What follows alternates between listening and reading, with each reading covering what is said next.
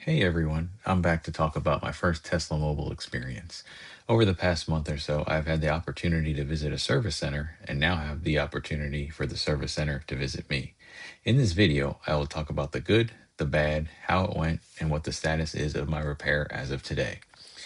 First off, the reason for my mobile service appointment was to have them repair the taillight bar that was showing condensation. In a weird scenario, when I purchased a vehicle in Florida, there was a dry spell.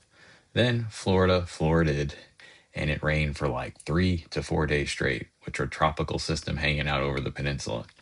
After the sun finally came out, my son noticed my rear taillight bar condensation and pointed it out, and I was like, oh crap, let's take a look. As you can see from the pictures I placed in the video, it was pretty noticeable, and since this is a new car, I sent in the service request to test through the Tesla app. Within the same day, they came back and set up my appointment.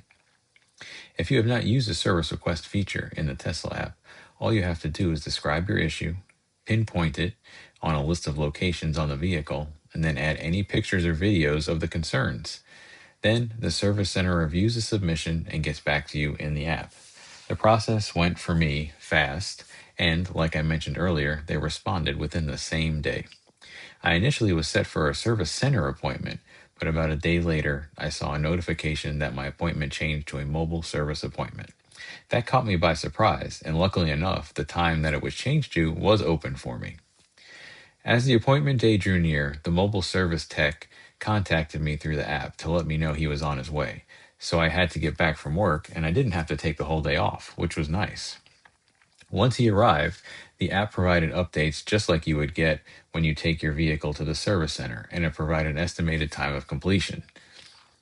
But speaking of the mobile service tech, he came in a Model S. I asked him why they didn't provide him a van or a truck, and he said it was due to the range, and also they would try to put more appointments onto mobile techs if he had a larger vehicle, and he already was stacked, so he doesn't complain.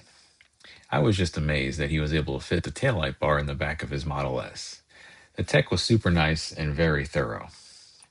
As you can see from the picture, he taped off all the paint and was very careful about the removal and reinstallation. He noted that all service techs do this, but he said he treats every service vehicle like it was his own.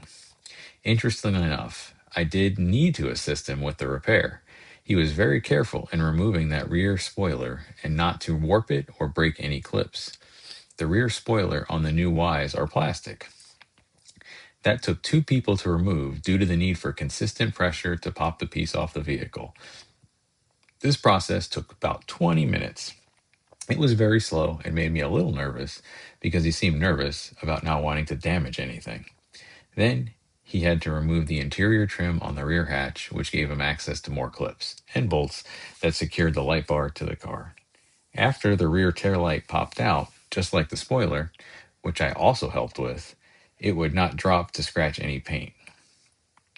After that, he swapped the piece out, reinstalled all the pieces in reverse, and the same with me helping put them back on. And then he did a software update and checked the PSI in the tires, and he was on his way.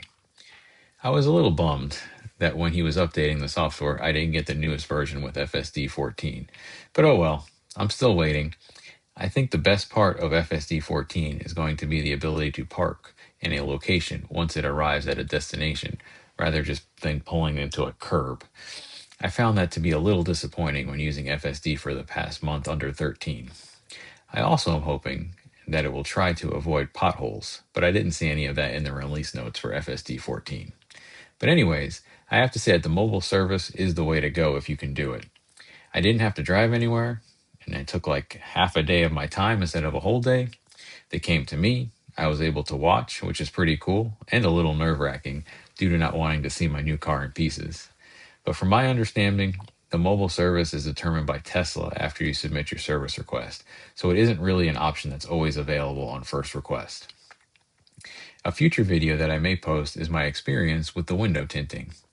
It was interesting because the tech that came to the house recommended that I do not tint the windows due to the LED trim bubbling. I posted this question on a couple of Facebook forums and Reddit, and I'm trying to verify if this is a legit thing or it's debunked. I really think tinting is necessary in Florida and probably will take the risk and go ahead and do it. I was going to use the same vendor Tesla forwards people to if they purchase it through their app, but not going through the app because it saves like half the cost. What do you all think? Drop some comments below on what you think about the issue and if you think getting the tinting done outside the Tesla app is the right call. Thanks for watching.